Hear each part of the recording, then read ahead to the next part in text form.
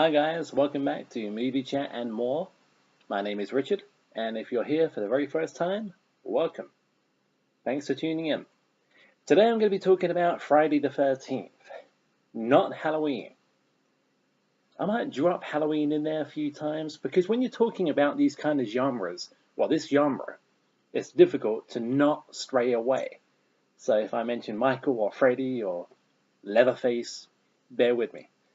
It's all leading to nowhere. No, come on. I'm kidding. I try my best. I'm just doing my best here, people.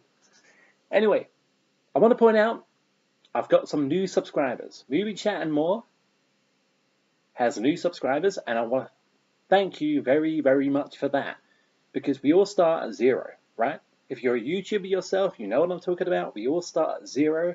I believe now Movie Chat and More is up to 8. I know that's not huge, that's not even big, that's quite small, but it means something to me. It really does, and I appreciate that. I appreciate you new subscribers out there, I really do. And everyone who subscribed right near the beginning. Anyway, on to Friday the 13th. Okay. Where do I begin? Well, probably at the beginning. Friday the 13th, 1980.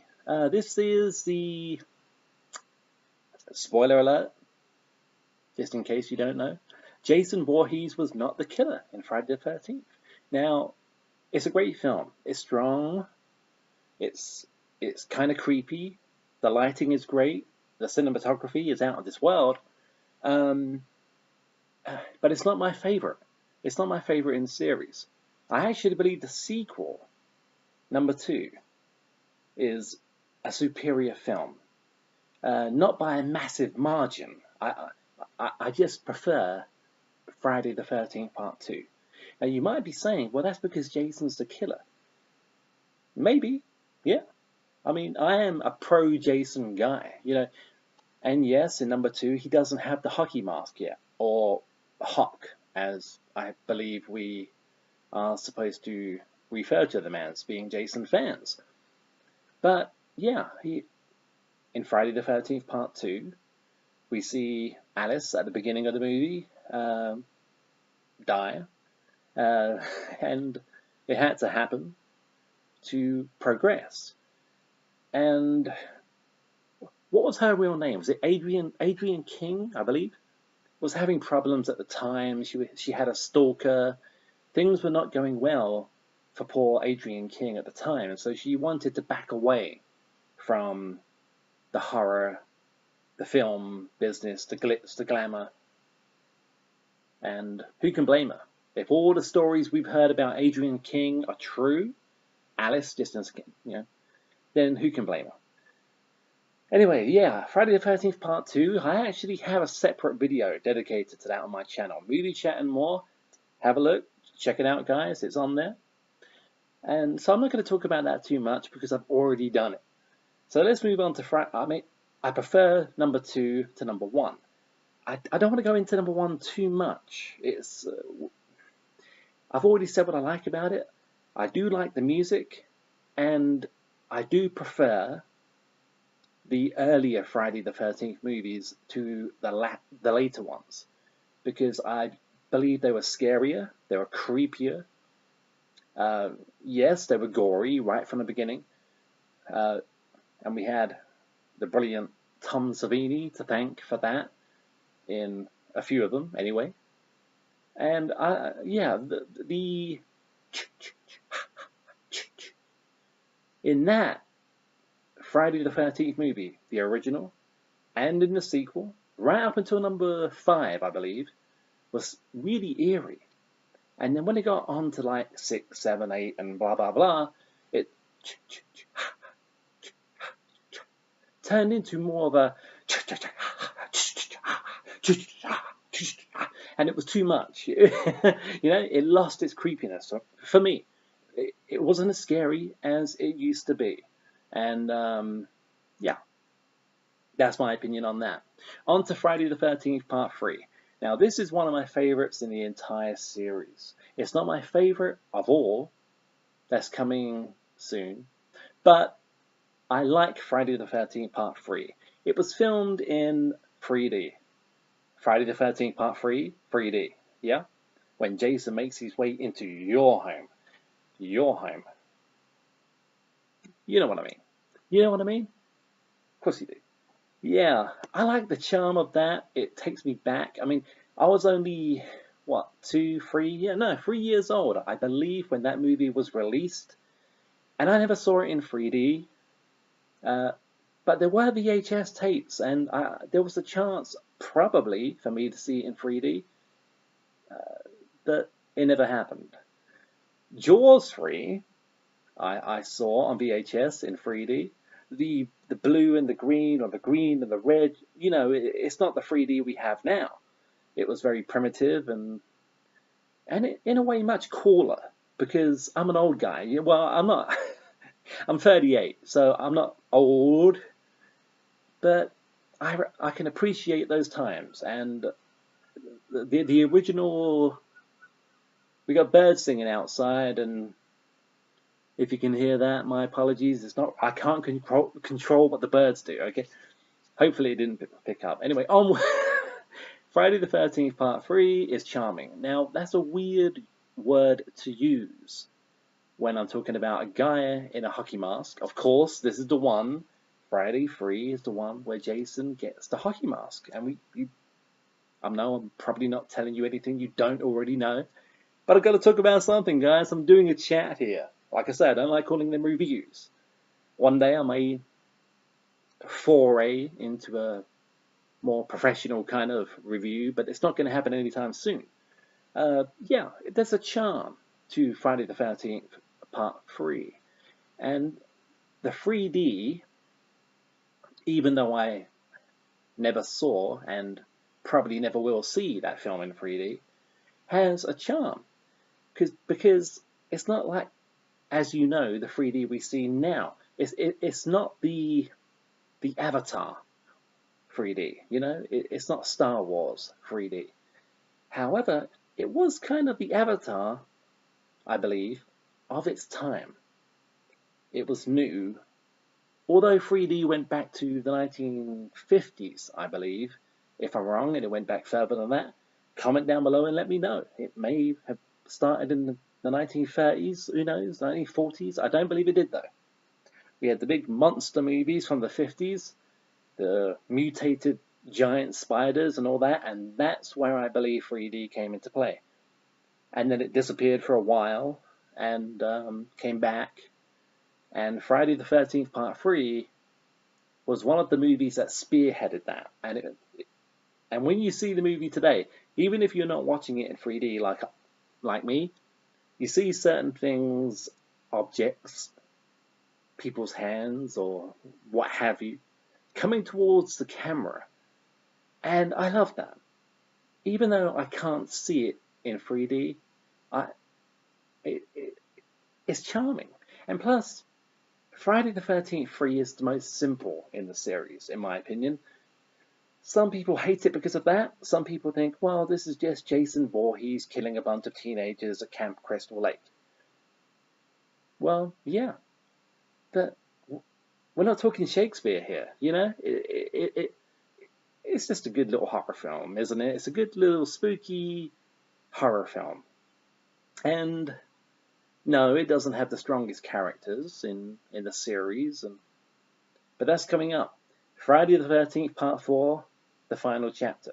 Or should I just call it Friday the 13th, the final chapter? It's very hard for me to call it that, guys, and you know what I'm talking about. Come on. Friday the 13th, Part 4, okay, is my personal favorite in the entire series. Wow. What do I not love about Friday 4? I love the teenagers in the movie. I think the characters in that movie are great.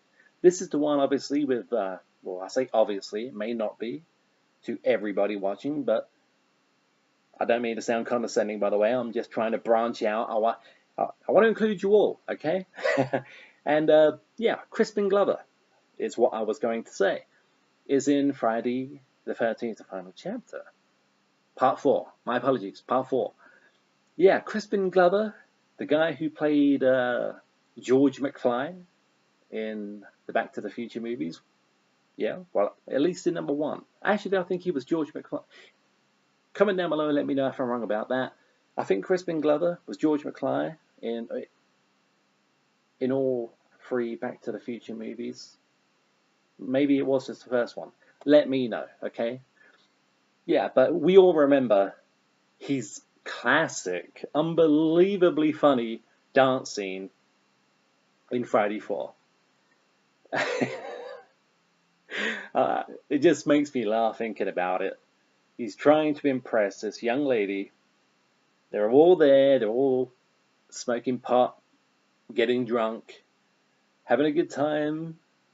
I'm not saying a good time needs to involve those elements, because it doesn't.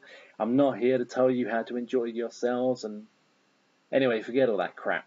Look, they're having a great time. Most of them. But there's a tension there. If you remember Friday 4 like I do, there's a tension in the air, because it's kind of a love triangle going on. You have the two twins, the two young girls, and one of them is very much keen to kind of hook up with somebody else. And there's a girl in the movie called Samantha, Sam, who is, let's just say it, Sam in Friday 4. She's great, she's gorgeous, she's funny, she's sexy. And she's a pretty good actress, you know, for this kind of movie, because let's face it, in these kind of movies, good acting doesn't really factor in much, not all the time. But Samantha, I can't remember the actress's name. Like I said, this is just a casual chat. It's not a review. Samantha is dating a guy in this movie, and one of the two twins I mentioned makes a play for him. And so we've got this little love triangle thing going on, and I like that. It's kind of a soap opera element, which is very much in Halloween 4 too. Not Halloween 4 2, Halloween 4. You know what I mean. Yeah, anyway, I like that. I like the love triangle aspect. It brings more substance to these characters. Unlike number 3, where it's teenagers being killed in the woods by Jason Voorhees, which is great. I've already said that. I love number 3.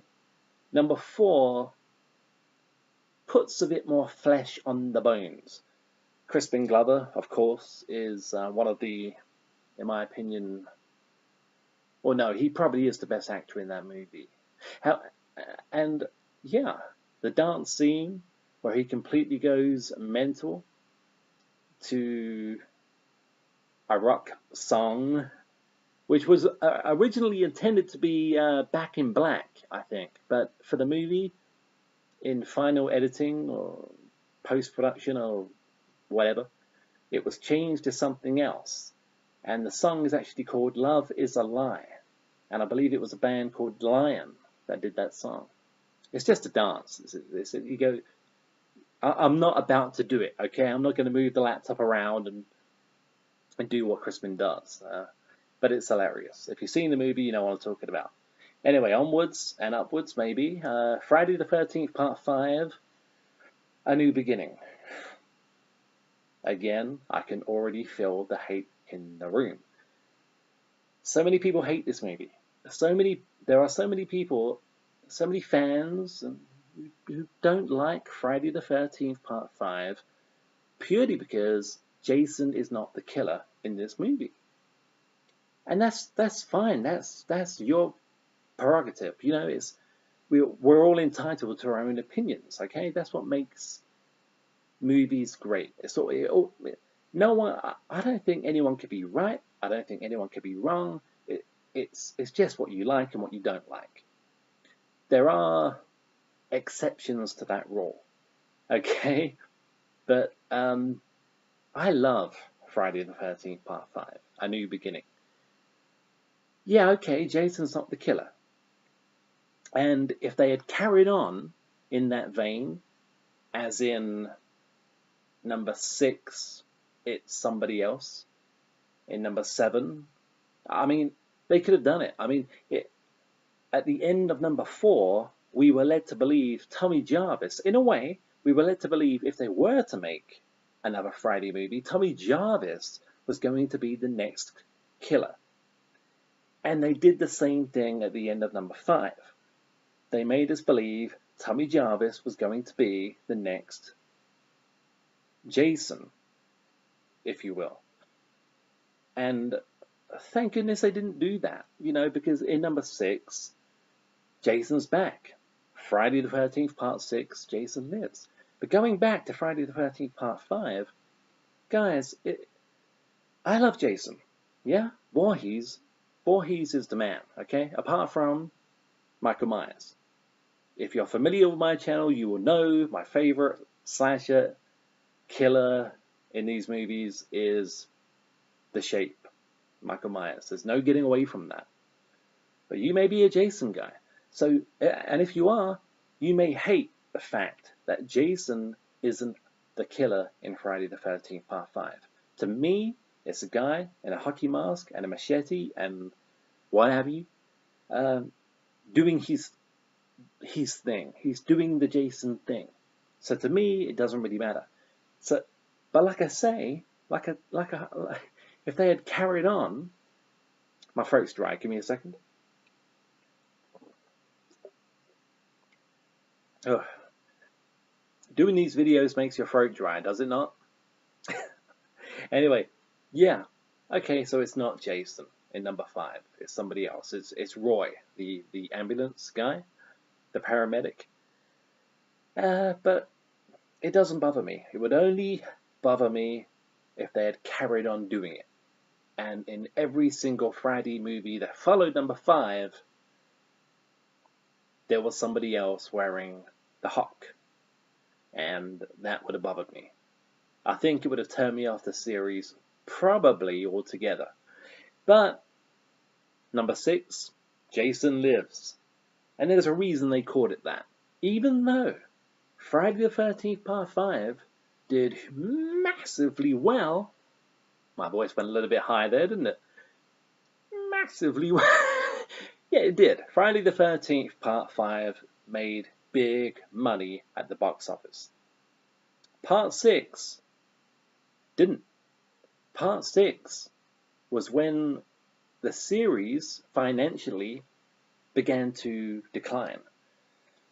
And Part 6 is the one, as you may know, and you probably do, Part 6 is where Jason becomes the unstoppable supernatural force. He becomes like Freddy. He becomes like Michael Myers in Halloween 4, 5, 6, what have you, which is fine, But I on a personal level, I prefer Jason who can be hurt. And I like the supernatural Jason. I do. I really do. And it carried on. As we know, in Friday the 13th Part 7, we see Kane Hodder for the first time as Jason. And he is a lot of people's Jason Voorhees. No one is better than Kane Hodder when it comes to playing the part of Jason Voorhees. I like to argue that. I'm not taking anything away from Kane. The guy was fantastic. And he did bring something to the character that nobody else did. But what I like to think is, they all did. We had Richard Brooker in number 3. My personal favorite, Ted White in Friday the 13th Part 4, the final chapter. Ted White is my favorite Jason. The way he moves. And it was the one where Jason became more intelligent. He wasn't just this thug in a mask killing people. In Jason 4, Friday 4, we see him pulling out electrical cords so the power goes out and stuff like that. And he's got a brain in Friday 4, and they carried that on in number 6 and 5, where it wasn't even him. It was Roy, the ambulance guy, who was severely pissed off because his son was murdered at the Pinehurst place, yeah, where all the teenagers with problems go. Yeah, okay, whatever you want to call it, guys. So yeah, Kane Hodder is great, but to me, for me, my favorite Jason will always be Ted White from Friday 4. Tell me your favorite Jason. Comment down below, guys. I want to know, who is your favorite Jason Voorhees? Okay, Jason 6 soundtrack, the best soundtrack. I mean, come on. Jason 6 has the best soundtrack of all of these movies. No competition at all. Alice Cooper. Okay, I'm a big Alice Cooper fan. If you are, comment down below and let me know. If you're not, comment down below and let me know that too. I want to know what you think. Alice Cooper did Hard Rock Summer for this movie, Teenage Frankenstein, and of course, Man Behind the Mask, which is playing when the credits roll at the end. And I never skip those credits because that Man Behind the Mask song is awesome. I mean, come on, it's an 80s rock. It's not really a power ballad, but it's awesome. It's brilliant. Alice Cooper's brilliant, and my favorite Alice Cooper period was the 80s. So yeah, I'm gonna say the soundtrack to Friday the 13th Part 6 is the best soundtrack. Also in Friday 6 we had Jennifer Cook as the sheriff's daughter, Megan. Yeah, Megan. And she was also in the miniseries V. If you remember V, again, tell me about it. Yeah, she was in Friday the 13th Part 6, Jennifer Cook as Megan, and she was great. You know, she was a little bit cocky, and you know, she wanted things her way, but I kind of like that. And she's one of the better actresses to appear in any of these movies. And it's such a shame. Whenever they do a documentary about the series, I have yet to see one with Jennifer Cook, and that's a tragedy because I would love to hear from her. You know, the question is thrown around quite a lot. Who is your favorite Friday girl? Now, I don't mean that in a sexist way at all, okay? It's just the way people ask the question. Who is your favorite Friday the 13th girl? Survivor. Female survivor. Now, some people don't include Megan in that, because at the end of the movie, it's Tommy Jarvis, played by Tom Matthews this time around, not Corey Feldman, who has the last encounter with Jason in the lake, on the boat with the fire, and he's brought down, but then again, some people might say, okay, Megan wasn't the main girl, the main woman, you know, the main character. It was Tommy Jarvis. But if you've seen the movie, and I'm sure you have, you will remember from the climax of the film, Megan, Jennifer Cook, played a big part in putting Jason down. Now, we know he comes back in number 7 in a rather stupid way, but Jennifer Cook, Megan, the sheriff's daughter, or the sheriff, by the way, I can't remember the guy's name, but brilliant. His death scene where he's turns into like a foldaway, when Jason pushes him all the way back. You know, that almost didn't make it. That almost didn't make the final cut. Thank God it did, because it's one of my favorite kill scenes in the entire franchise, when the sheriff is folded in half, literally.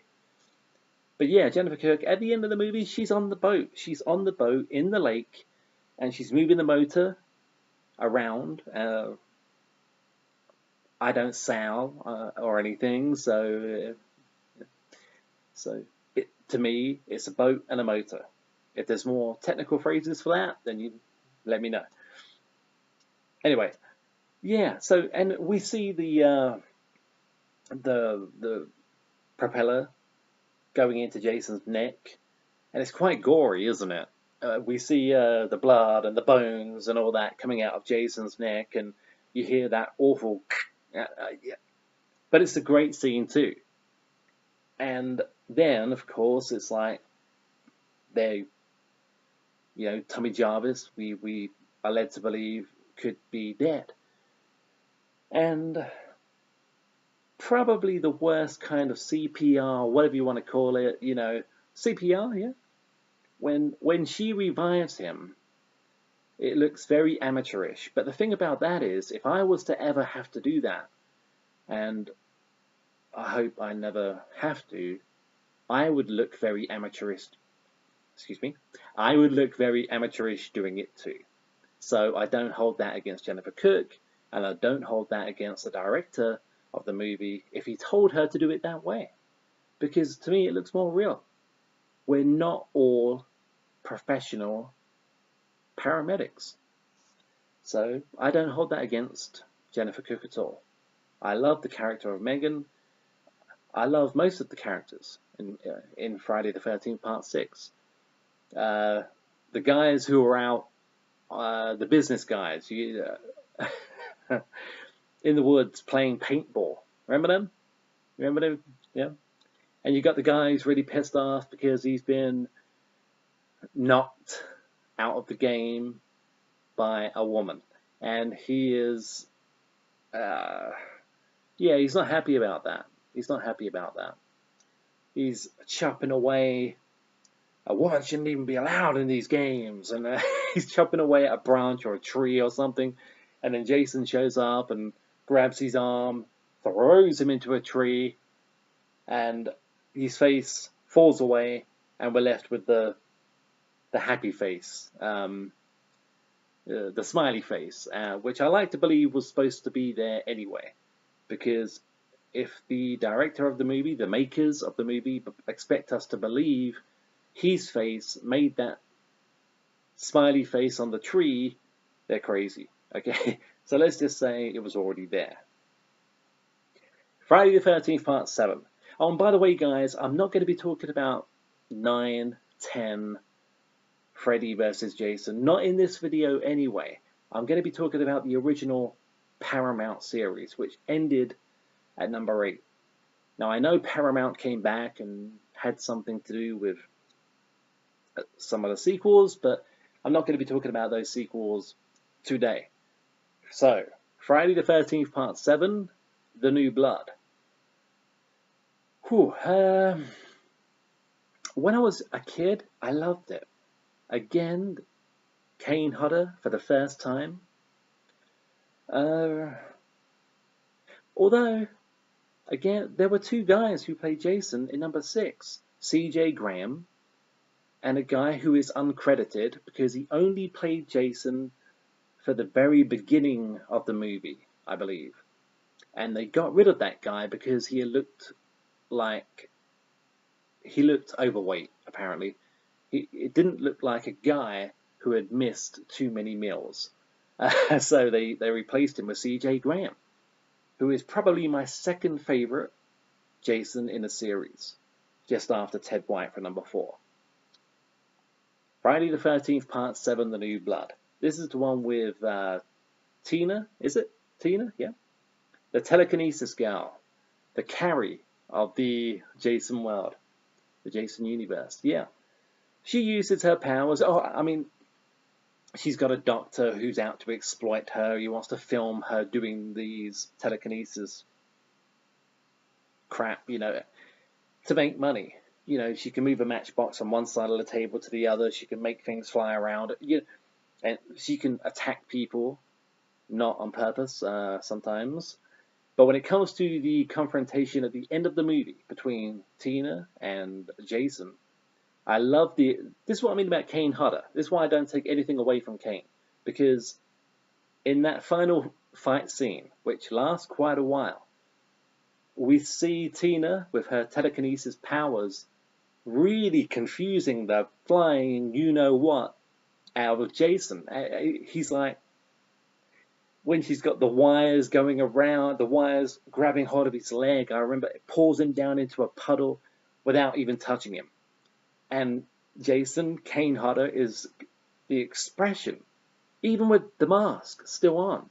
It's priceless. You can see what he's thinking. He's like, what the hell is this? You know, well, she's not even touching me. How is she doing this? You know. So that part of the movie I love.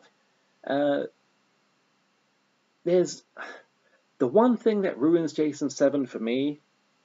Well, not ruins, but it's probably my least favorite part of the film is the climax.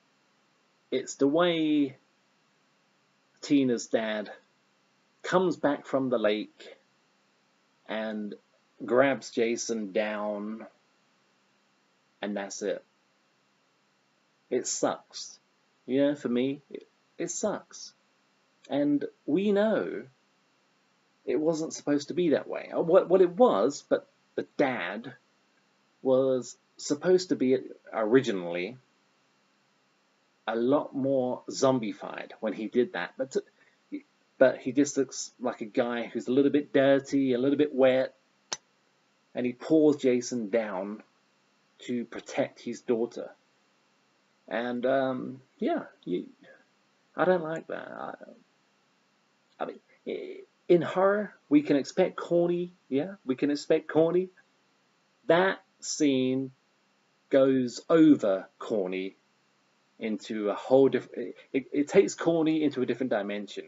Okay, and it doesn't spoil the entire film for me, not at all. But it's something about when I watch it, it's like I know how this film ends, and it just doesn't do anything for me. The climax to that movie, with zombie dad pulling Jason into the lake and saving his daughter, and the guy, what's his name? You tell me. Yeah, I'm not keen on the end of that movie.